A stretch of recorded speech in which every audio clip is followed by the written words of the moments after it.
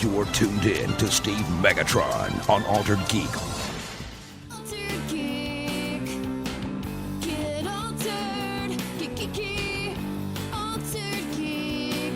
From Star Wars to Star Trek, comics to tech. Altered Geek. Get altered. Geeky. Altered Geek. Pull up a chair 'cause you're an altered geek. Hello and welcome to Altered Geek. I'm your host, Steve Megatron Phillips, and joining me is... Dave, Joe, Mike. Yep, not flying solo this week. Nope. All right.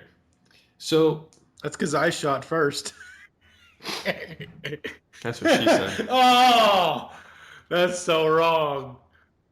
Now you got to put that outtake at the beginning of this podcast. Oh, I'm not. So I've noticed, for one, the episodes have been doing a lot better on their various platforms, which is awesome. Mm-hmm. I also, to address the big purple dinosaur in the room, Barney's here? No. So, awkwardness aside. I was waiting for a shut up, bitch. You know I don't say that anymore. So it will live in infamy in the outtakes. No, maybe I lose my train of thought. Purple dinosaur in the room. Yes. So I've put Altered Geek back on Geekcast Radio for a number of reasons. One of them being more exposure for the show, in the sense that I'll have multiple locations with the same file being listened to, because I put it on This Week in Geek as well. The number two is I've noticed that there's a lack of content or new content on a consistent basis. Hey, I'm working as fast as I can over here, damn it. I know you are. I know they are too, but like we don't have as many contributors as we once had, so it's kind of a bummer. As far as getting some new content on the main page, at least written side. I haven't paid attention to the podcast side, so I can't point fingers there, but we need writers, people. Send your resumes to feedback@geekcastradio.com. Yeah, I put a press release in there the other day, but that's besides the fact. So I think that might have been earlier. I don't know. But you've lost all train of clarity right now. Yes. So that's because you made it out. So, general housekeeping. I finished a side project website that I've been working on. Just waiting on final payment. Mm-hmm. Got another site I might be working on soon to build. Got a couple of side image projects. Managed to get out of my math class, which I was told I no longer need, and I truly do not need, so I have to go drop that class next week so that I don't have to have a bad grade on my final transcript, because I bombed the tests and the quizzes with no help. There is no Obi-Wan Kenobi. There is no hope. Good Lord. So, yeah, 15 years of no math, just doesn't do it justice. A side of justice, maybe, but not justice at all. So basically what you're saying is spare you this mockery of justice? Yes, because it's snot. So I redid the Twig logo. Yes. At your request. Hey, well, we'll see what Dot says. I'm just saying. That's all that matters. Yeah, well... I love how you used all caps and then the W is like lowercase. Wait, I didn't do anything to it. No, I'm saying when you posted it on Facebook. Oh, wait, what? Oh, yeah. I'll have to look at that later. I enjoyed Jerk. throwing you under the bus on the show. You do it to me so I often. do not. I do no such thing. That's why I messed up this episode. It's not my fault you don't want to live up to your reputation. You know, there's this thing. It's like sequels. It's not always as good as the original joke. Hey, no. That's why we have the original joke and we can just put it in. Speaking of jokes, how are you doing today? Oh, you ass.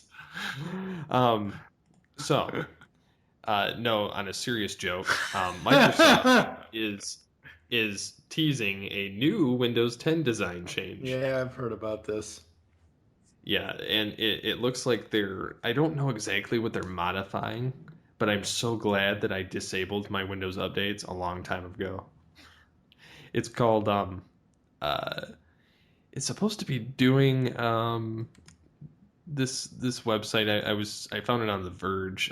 They're calling it Project Neon, but it's going to focus on like Microsoft's 3D efforts and the HoloLens and some of the stuff like that. But it looks like they've got some new, like the Groove media player, and they've revamped the start menu.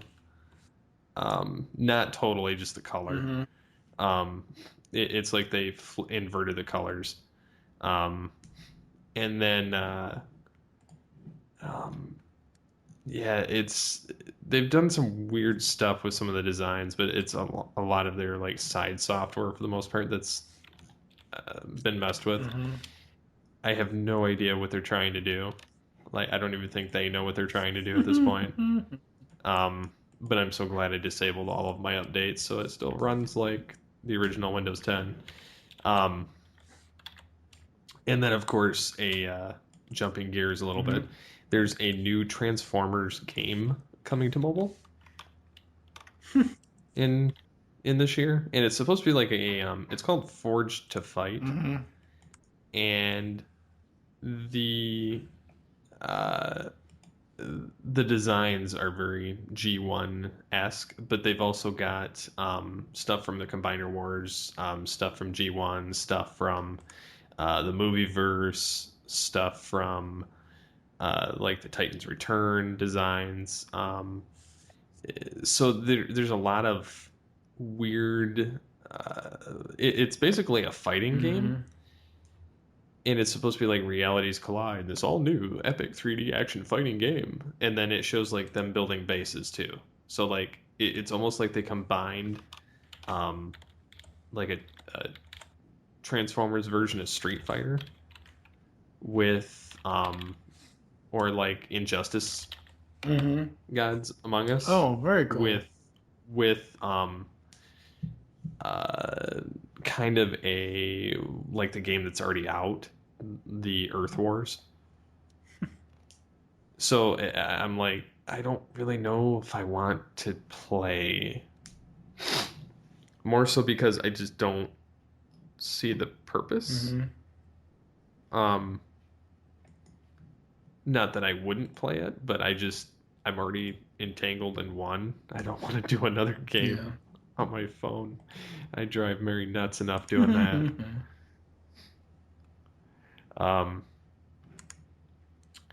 So yeah, speaking of Mary and the butchering that I was talking about earlier, Ian needed a haircut. Oh no. She wouldn't let me give him a haircut because she's afraid of what I'd do to his head. And what does she do? She uses the wrong clip. Oh no. So my son has barely any hair on his head, and she kind of had to keep going because she'd already zipped off one whole line. For a second there, I thought you were going to say you turned him into one of the insane clown posse. No, we didn't give him a mohawk. So, since we're talking hair change, yeah, I'm finding like interesting ways to segue into different topics. I'm going to see how well this works because it allows me to comment on different things and spend very little time. Hair change? Are we talking about the annoying orange now? No, it has nothing to do thank with God. that. No, this is the first official look at Rey, Finn, and Poe Dameron in Star Wars: The Last Jedi for the Force Friday 2. And it shows the first look at a lightsaber-wielding Rey along with the returning Finn and Poe. Finn's just wearing his Rebel helmet, and the interesting thing about Rey is Finn's not wearing anything. Poe's the one that has the Rebel helmet. Yeah, you know what I meant. One's white, one's black. There's a difference. Hey, you went. I'm just saying. I can't be like the Democrats. I don't. No, but I'm saying if we saw a giant helmet on the black guy, we would see the giant helmet on the black guy, and he's not wearing a damn helmet. I forget their names because I put very little stock in the characters when they're in the movie. I'll tell you this, looking at this Force Friday 2 image, I personally don't think that's supposed to be the actress that plays Rey. She just, the way that it's photoshopped, it's well, the thing is that it is her, and I'm thinking because she's wearing a different outfit and the hair's down and the way she's holding the lightsaber, it's very much a Jedi stance. I'm just saying her face and the forehead and all that, it just doesn't look... Well, it's cleaned up and it looks a little bit different, because it's been in Photoshop. But again, the hair down and the angle of holding the lightsaber is definitely reminiscent of a Jedi. I guess she kind of looks like a female version of Qui-Gon Jinn. Funny you should mention that. It's all connected. It's not Marvel, but it's all connected. Funny you should mention that. Earlier this morning, Twitter user Ash Crossan from video producer and host for ET Entertainment Tonight posted a funny image this morning, and it shows a picture of her holding the lightsaber, and then it shows a picture of Qui-Gon next to, and she says, "Is Rey actually Qui-Gon? A Qui-Gon Jinn character, and she's like, a think piece," and I was like, that actually makes a lot of sense, and so I retweeted it and favorited it, and then everybody was retweeting off my retweet. Literally everybody for an hour. So it was kind of interesting. But I actually like that theory a lot more than the Skywalker one. Yeah, I don't believe for a second that she's a Skywalker. I just don't. Unless that was their way of putting her away from getting harmed. So I liked episode 7. We're going to eventually have an episode 7 M-Wire episode since we already went through 5.5 hours talking the other 6 movies a few years ago. But I just do not believe that they should have done something in episode 7 that led us to believe who her past was, who her parents are. Well, they're going to reveal that in this movie. I understand that. I'm just saying that out of episode 7, I got no feeling like, okay, throughout the original trilogy, once Luke knows, he can, start sensing Vader and, feeling the disturbance in the Force and things like that. And I know in episode 7, Rey was just getting her powers and just learning how to use her powers and things like that. But you would think if, she started to use them, started to learn them more. And again, if we get the answers in episode 8, fine. But I'm just saying, looking at her and looking at Mark Hamill and looking at Luke Skywalker, I just don't see the resemblance to them at all. Well, the other thing, too, is even if she's a Kenobi, I don't think she's a Skywalker anyway, but because it would be funny because, Kenobi, mentors a Skywalker. Kenobi mentors another Skywalker. Skywalker mentors a Kenobi. Yeah. But the one thing about this too, though, they went safe with The Force Awakens because it's basically A New Hope, just with new Yep. characters or flopping roles. So that's all they did with it. Um, so um, so yeah, I saw that and couldn't resist, and it's just awesome how it's all just coming together on its own. Um, so of course there's another X-Men movie shooting called Supernova, and it's going to be basically the Dark Phoenix. Yeah. So, because they had the Phoenix show up Why in not Apocalypse. just call it the Dark Phoenix Part 1 or whatever that, like Supernova, really? Like, really? We really need to name it that? Seriously? Like, why not just call it Dark Phoenix Part 1 or however many parts they're going to have to the stupid thing? That just makes, Supernova makes no damn sense. I mean, Well, it's alright. They're going to reboot the universe anyway after that, I'm thinking. I'm surprised they haven't done it already. Well, they did technically. That's why they got the first class. Yeah. They had to do something, but jumping into, I'm trying to stay away from the rumors. Oh no. Well, they're saying that Luke, Leia, Oh, and all those characters are going to show up in the teaser for the first trailer in April. But I don't even want to deal with it.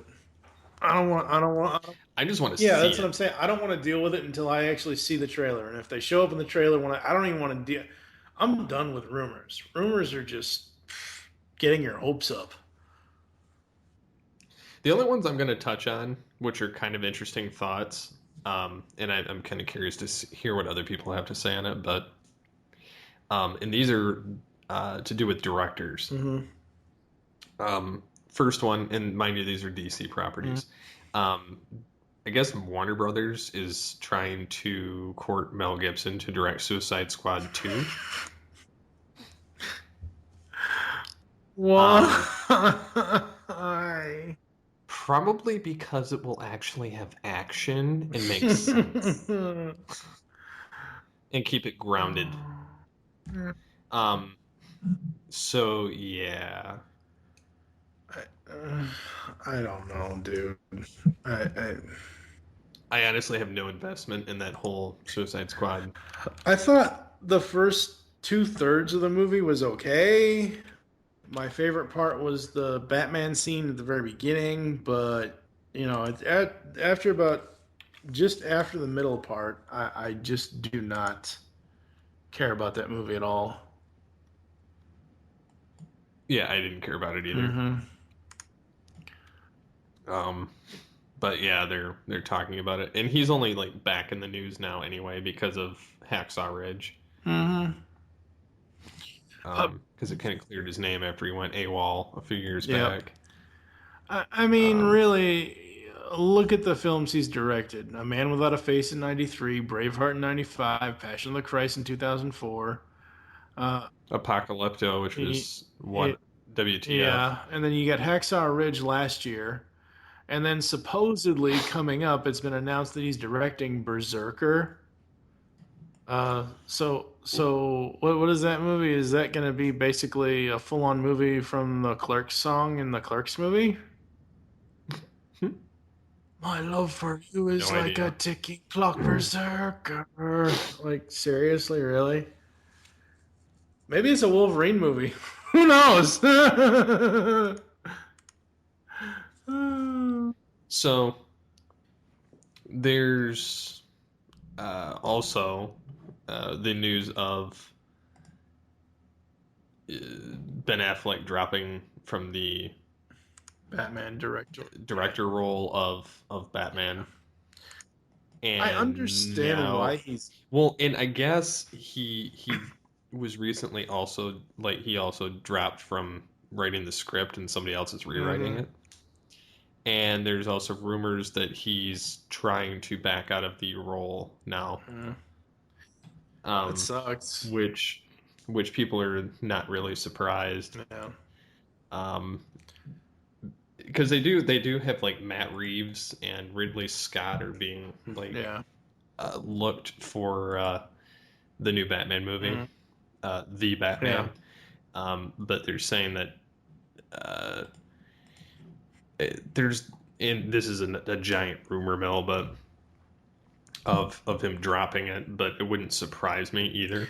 I mean, from what I've At this heard and what I have seen, that he is confirmed he has dropped the director chair. I don't know if he's dropped the writer chair, but he's dropped the director chair.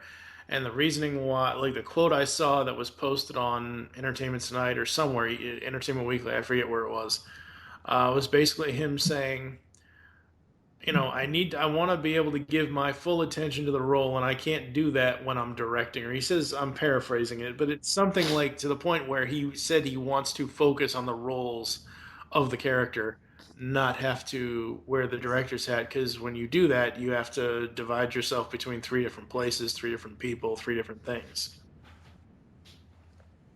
Yeah. So, but yeah, there's also speculation that the original choice for the DCEU, Army Hammer, is being looked at again. God. Again, that's speculation, but We do not need the Winklevoss twins.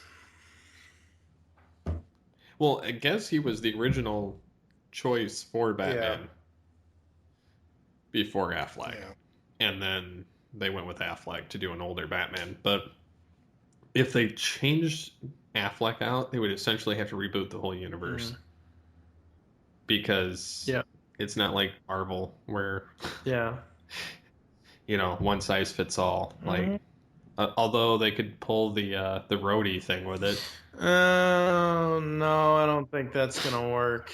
The only way the only way Ben can leave, writing wise, character wise, and the only way Arnie or Arm, whatever the hell, the Hammer dude can come in is if it's a different Earth's Batman. If it's part of the multiverse, if it's Earth 3 or Earth 2175 or whatever. I don't know. So, yeah, we'll see. We'll see. Speaking of Batman, there's a Batman and Harley Quinn animated movie coming down the pipe, which will be Kevin Conroy. We don't know. Really? We don't know yet? Doesn't say yet. Does not say yet. It says that the completely original story will be written by Harley Quinn co-creator Bruce Timm and released summer of 2017. No further details are presently known about it, but it happens to be they're going to have a sneak peek at the next DC Universe original movie featuring the talented creators and the voice cast, the sneak peek, but nobody knows who it is yet until the Teen Titans The Judas Contract comes out.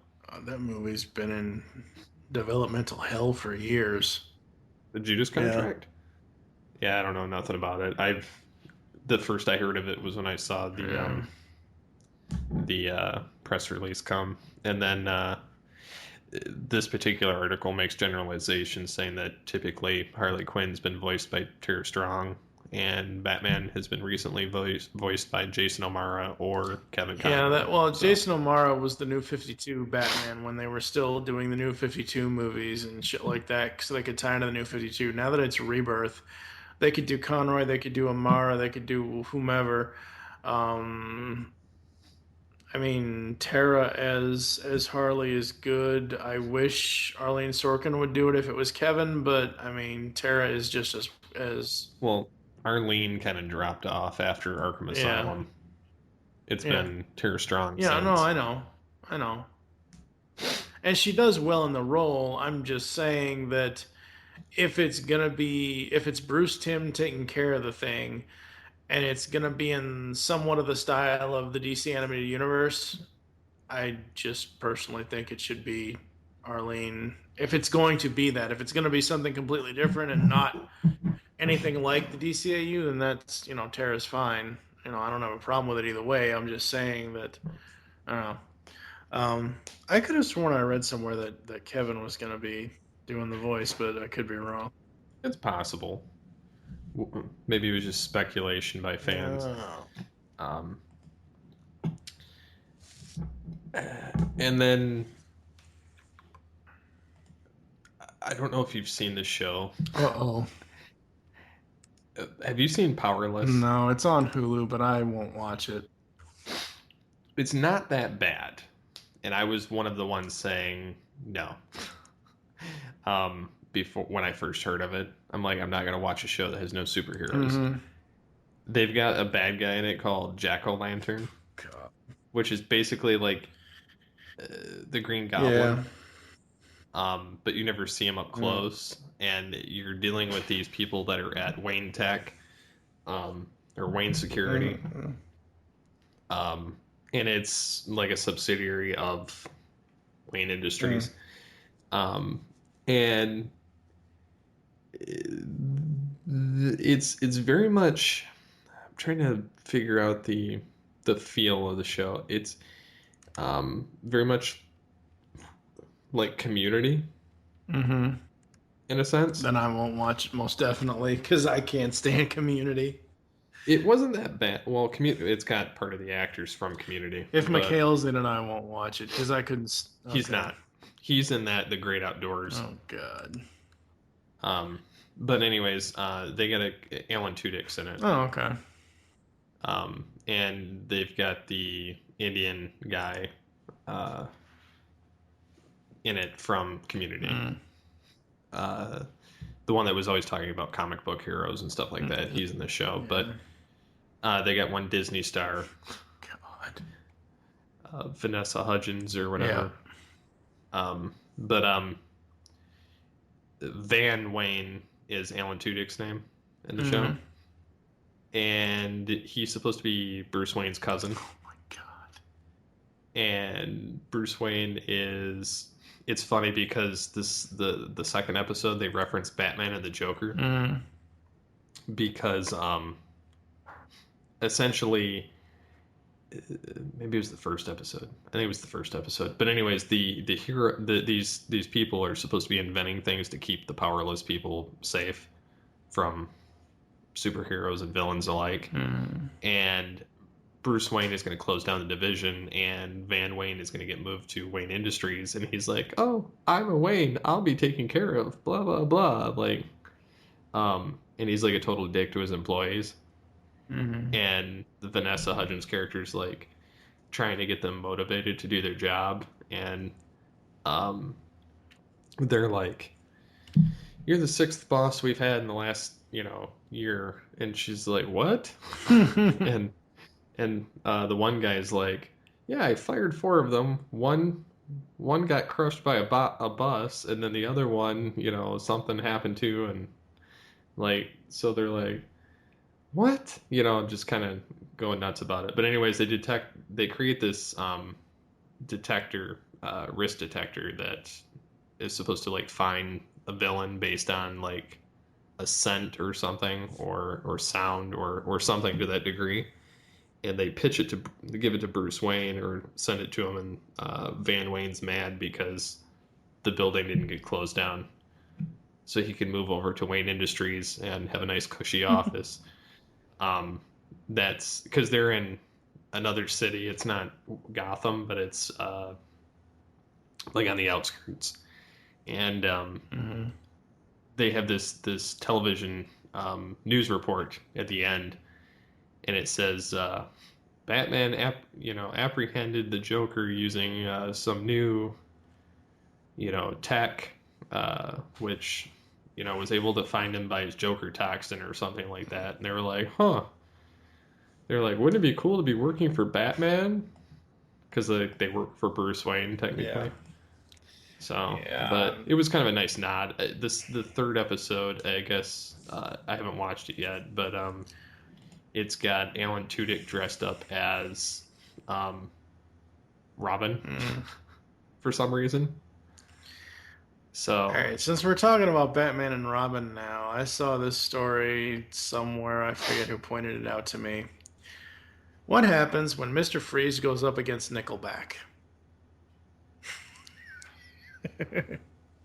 Yeah, I saw that. The other day, actually on Valentine's Day, Arnold Schwarzenegger tweeted, "When Congress is less popular than herpes and Nickelback, how did 97% of them get reelected? gerrymandering. And he has some link to a Facebook video. Nickelback Strikes Back. At Schwarzenegger, big fans, approval rate this. Batman and Robin, please leave us out of your future wisdom drops. Dankeschön, Herr Governor. Hey, I agree with Schwarzenegger. I don't stand with Nickelback. Then I don't mind standing alone here. Hey, at least I got one person on my side here with JT. So There's a song. Well, he's Canadian, isn't Yeah. he? So he likes Nickelback. most You were a transplant. You were from most you were Canadians don't like Massachusetts. Nickelback. And I keep pointing out to all the Canadians, hello, you were responsible for Justin Bieber. That's worse than Nickelback. Yep. They can have him back any day. Hell, Along with all these. they can ship him off to Germany for all I care. Oh crap! So, anyway, speaking of absurdities, because I'm going to move right down the list, I have two more newsy things, and then I've got comments and questions. Okay. Adam Sandler's Sandy Wexler. There's a new trailer out for the show. I will not watch it. It's actually kind of a parody of his own life, is how this article is portraying it for Collider. Mm-hmm. The writer is like, I can't help myself from wondering if Adam Sandler's Netflix movies are some kind of Andy Kaufman-esque exercise or a kind of sociological experiment.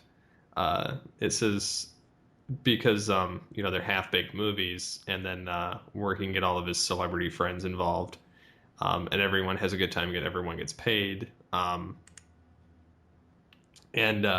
so this new clip is supposed to be basically all of the movie focuses on a fictional D-list talent manager who seems to be the kind of guy everybody is annoyed by but ultimately loves, and then they're like, is this like, in a weird sense, a parody of Sandler himself, where he's D-list talent, everyone is annoyed by him but ultimately likes a lot of his stuff. And then so it's got like people like Chris Rock in it, you've got Pauly Shore in it, Conan O'Brien, and they're asking the writers, like, is he memorializing himself? Like, they're like, my conspiracy theory is that the only thing that interests me regarding this movie, so bear with me, I mean Sandy Sandler. You see where I'm going with this, right? Yeah. They're like, is it a mockumentary? Is it a comedy, a drama, a cry for help?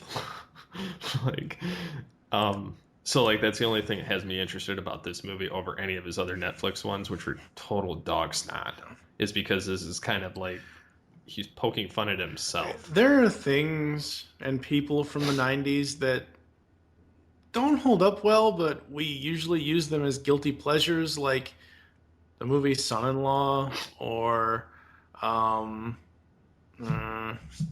what else, but certain people that come out of the 90s that keep trying and trying and trying, and they don't get my attention or your attention or anybody, like I said on Twigs Nerd News last week when I did the story about Kevin Smith and the whole thing with the fact that Clerks 3 and Mallrats 2 is not being made, but Jay and Silent Bob reboot is being made now. Certain people just need to stop making movies, and whether they're Netflix movies, whether they're in theatrical movies, whatever it is. And I think Sandler is one of those ones. He needs to find a new niche. I mean, you take a look at Adam Carolla, and I know not everyone likes Adam Carolla, but you remember listening to Adam Carolla and Dr. Drew on Loveline, right? I've heard of it. But I'm saying, audience, most of the people listening to this podcast will have at least heard of at least a snippet of Loveline with Dr. Drew and Adam Carolla. Okay, Adam Carolla is now doing the show, or at least he was. I don't know if he still is, but he was doing the show on one of them channels called Catch a Contractor.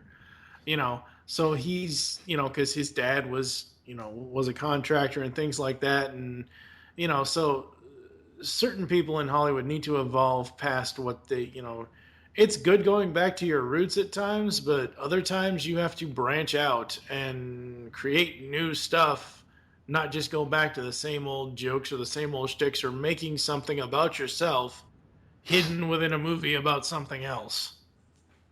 If you want to make a biography, an autobiography about yourself, do that. Well, the last time he did something that worked out that he pulled from an older movie was Click. Yeah. He had the O'Doyles, Well, which was a callback to Billy Madison, okay, which was a very tasteful like pull. And so I'm thinking that this might be like his modern version in a sense of doing that same aspect. Not saying it's going to be intelligent, but I'm saying like it's going to be better than anything he's come out with in the last 10 years. As what I'm thinking, like other than like, I mean, I've seen a couple other movies that he's made. He had a serious one. It was called The Cobbler, where he puts together, like, it's got Dustin Hoffman in it and Steve Buscemi, and that was pretty good. Where he's a cobbler and puts together shoes, but he's got this special.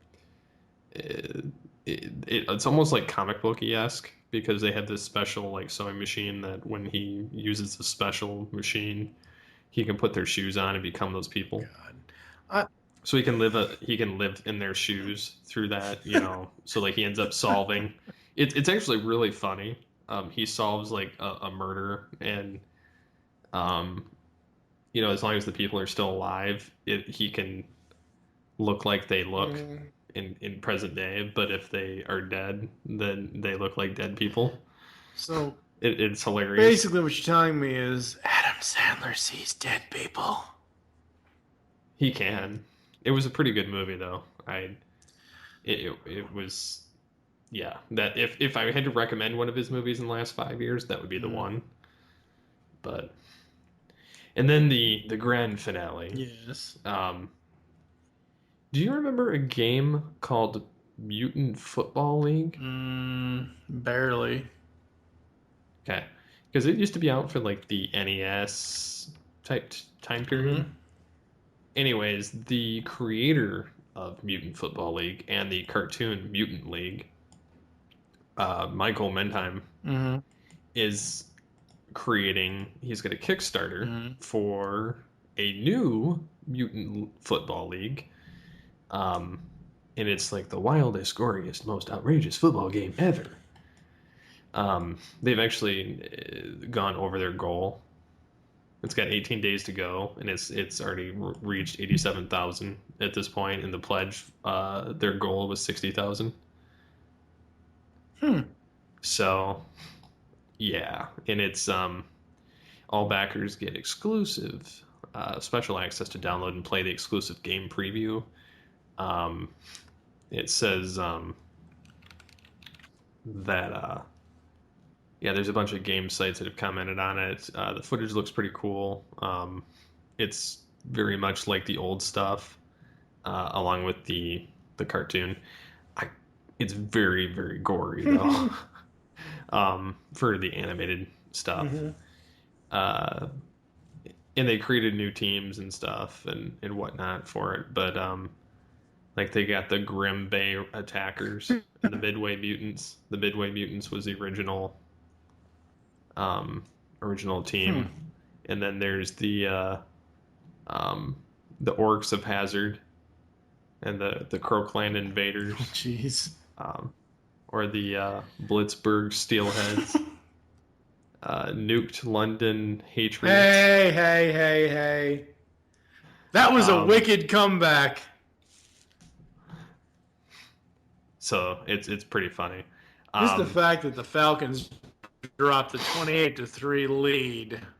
Whatever. They've got Deadheads, Bruiser Bots, Monster Orcs, just like the original. It's going to be a digital download for Xbox One, PlayStation 4, and PC. Oh, cool. On Windows and Steam. And so, yeah, I used to watch the show. I've never played the game at all. And then just because somebody I know on Twitter, Jason Canary on Twitter, he interviewed the guy Oh, cool. for his podcast, which he just started recently, and so yeah, it's pretty cool. He got to talk to him about that, and I guess back in the early '90s, they did with EA and on the Sega Mega Drive. It looks like, yeah, it was Sega. That it wasn't a Nintendo thing, but they had Mutant League Football, Mutant League Hockey, Mutant League Football. I remember that now. And then they had the animated series, which the animated series graphics are just terrible. Going back and watching it now, but it's still fun to watch, and the voice acting and the story is pretty good. Wish I could find more of it. I tried looking on the cartoon site. I could only find the movie. But it's put together like you're watching an actual like sportscast. Yeah. But I remember watching it. But yeah, anyways, so that's going on right now. And getting into the feedback.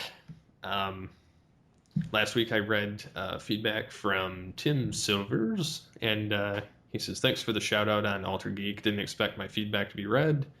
We always read feedback when we get it, if we get it. Yeah, I know. I always try to read feedback. I like feedback. It gives me something to bounce off of and kind of elaborate on. And then he says, "I'm still trying to warm up to the new theme for the podcast. I'll give it time." I mean, and I'll try using the shorter version too, in the near future, because there's like one that's half the length, more such as the song cut in half. But yeah, I can see where it's a little bit different for some people if they're not used to it. Hey, at least it's an all original theme that we're not using anybody else's music from it, so. I just more so get bored, and I want to change up my themes a lot, or images, and so yeah, I commissioned it. It's my fault. And then of course we have questions from Scanner51. He says, "Out of all your geeky loves, which one do you keep to yourself? The one you really don't tell others about. Your guilty pleasure." Most of the time, unless a new album or a new single is coming out, honestly, it's Nickelback. Because I know I'm going to get all kinds of hell. Because everybody I know seems to hate them no matter what. And for me, I don't even care. It's not even that I want to know what they're doing in their personal lives. As long as they give me music that I can enjoy, that's all I care about is the music. But yeah, most of the time I don't talk about Nickelback unless it's something new or, I did that music spotlight a few years ago. I did an episode on them and that was about it. And usually when a new album comes out, JT and I will get together and do, a little rockin' radio, Geekcast radio thing, and that we'll talk about the new album, but that's pretty much it. Other than that, I'm pretty vocal about stuff I love. Yeah, I'm.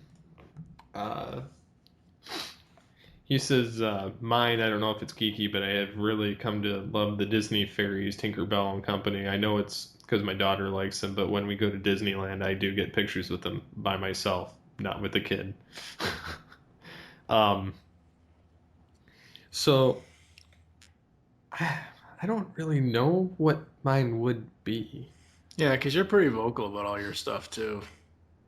I'm pretty vocal about what I watch, what I game to, what. Man, I was super disappointed this week. Why? No Flash, no Legends.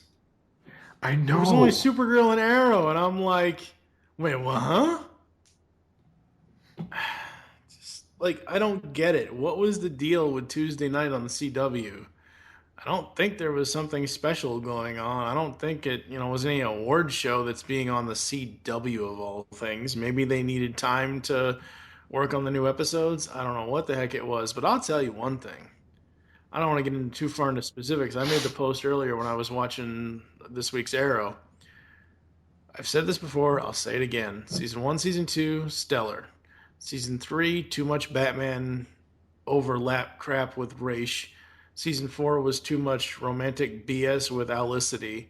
Season 5, at least since the 100th episode, has been really solid.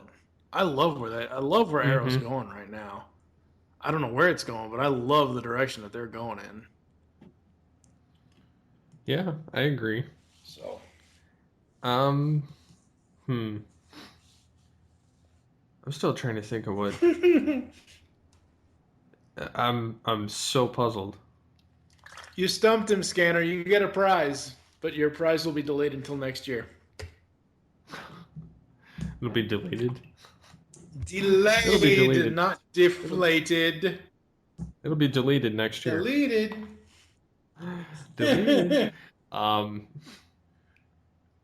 I guess We should do a new segment. Stump Steve. Yes, I love this idea. you spearhead it and get me the questions, and we'll see what happens. You gotta make the art. I don't. Come know. on now. But Geeky loves. I like pretty much all Jim Carrey movies. Yeah, but you've talked about that before. He's talking about stuff you don't normally tell people. I still watch Adam Sandler. We just spent the last 40 minutes talking about Adam Sandler. I don't know. I pretty much do everything I want to that's do. okay. All right, let me just rephrase this question just a little bit. I guess this kind of works in a sense. I like to go to conventions, but I'm too shy to go up and talk to people. Okay. So they're not as fun to me because like I don't like in person. I'm introspective, so like when I'm in public, because I don't like to have any kind of confrontation, even if it's like non-threatening. Mm-hmm. Like I don't like approaching people I don't know. Mm-hmm. So it weirds me out. So I guess that would be like,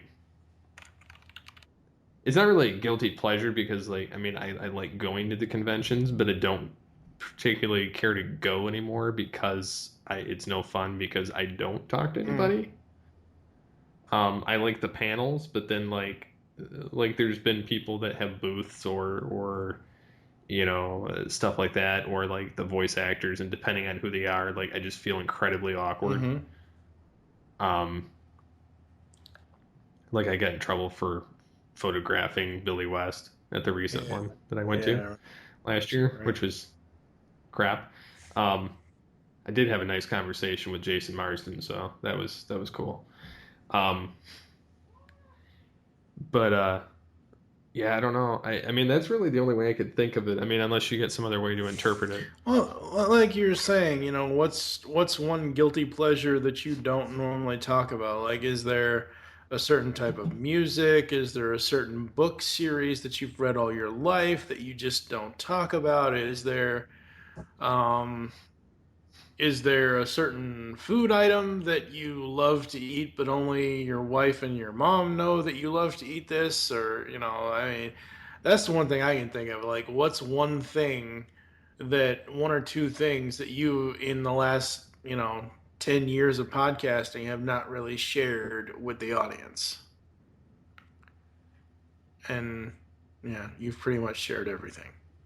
That's it, folks. Show's over. I will say this. And this is totally unrelated. Yeah, no. You remember that Kickstarter I did last year? Well, I finally got the stuff like last month for it. Yeah. Mind you, it had been a whole year. The buy the rights thing. Right. So what I might start doing is using that for like part of a part of the podcast from time to time. Where I shuffle the cards and then I come up with a movie scenario and then we just play, you know, who would we cast? What would we call it? What would it be? So it'd be like on-air live movie creation. Hmm. And then if it's good enough, maybe I'll script out a page or a scene or something and then have us all, be really stupid with it. Because it could be interesting. Yeah, could be.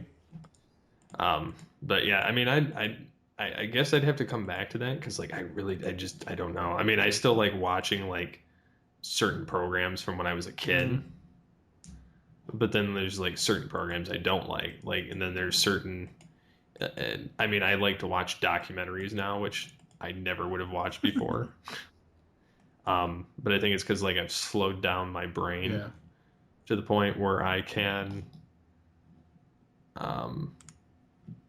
Where I can actually pay attention. Mm-hmm. So, yeah. I mean, other than that, I don't really know. I'm stumped. You're stumped. I'm broken. Stump Steve coming next week to Altered Geek. I'm stumpy. So, what would be some things that we should ask that would be interesting? I think, well, one, I'm curious what people in general think about the theme. Like it, don't like it, aspects of it. I'm just generally curious. And then, at the same time, I don't know.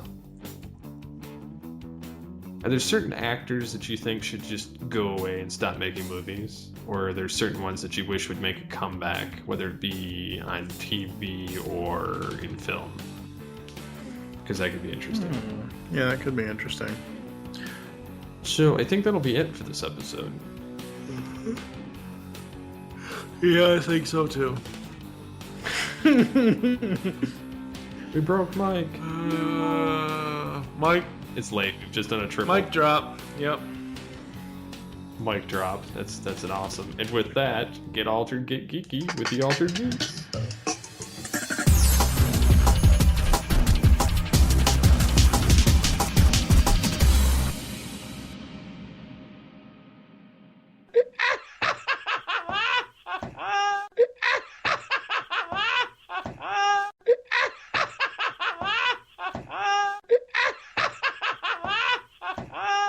You being mind raped. Somebody mushroom slapped you upside the mental side of your head.